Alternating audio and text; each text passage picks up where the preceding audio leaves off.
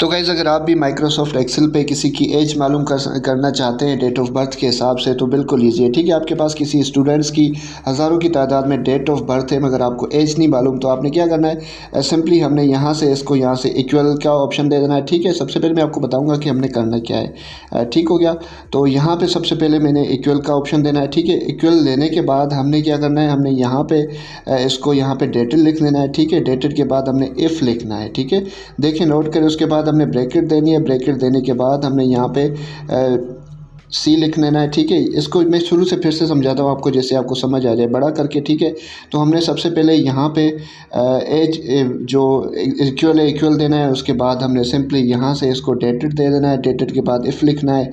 If लिखने के बाद हमने ब्रैकेट देना है। ब्रैकेट में उसके बाद उसको हमने सेलेक्ट कर देना है जो भी डेट है। ठीक है, डेट ऑफ बर्थ। उसके बाद कामा देने के बाद हमने टुडे लिखना है। ठीक है, टुडे देने के बाद हमने ऐसे फिर से ब्रैकेट देने इसको बंद कर देना है। उसके बाद हमने कामा देना है। कामा देने के बाद हमने ऊपर वाले 2 कामाज देने। उसके बाद अगर मंथ में मालूम करना चाहें, मंथ लिख के डे में लिखना है। डे हमें ईयर में चाहिए, तो हम सिर्फ वाई लिखने के बाद हमने यहाँ पे कामा को बंद करके दे देना है। तो देख सकते हैं कि यहाँ पे हमारे पास 31 एज आ गई है। इसको हम जैसे ही नीचे ड्रैग करेंगे तो हमारे पास तमाम की तमाम जितनी भी डेट ऑफ बर्थ की डेटा है ऑटोमेटिकली उनकी एज यहाँ पे आ जाएगी। अगर आप मंथ में देखना चाहते हैं तो इसको वाई की जगह पे आपने सिर्फ एम लिखना है। ठीक है गाइस, तो वीडियो अच्छा लगे तो हमारे यूट्यूब चैनल को सब्सक्राइब करें, लाइक करें और शेयर करना बिल्कुल भी ना भूलें।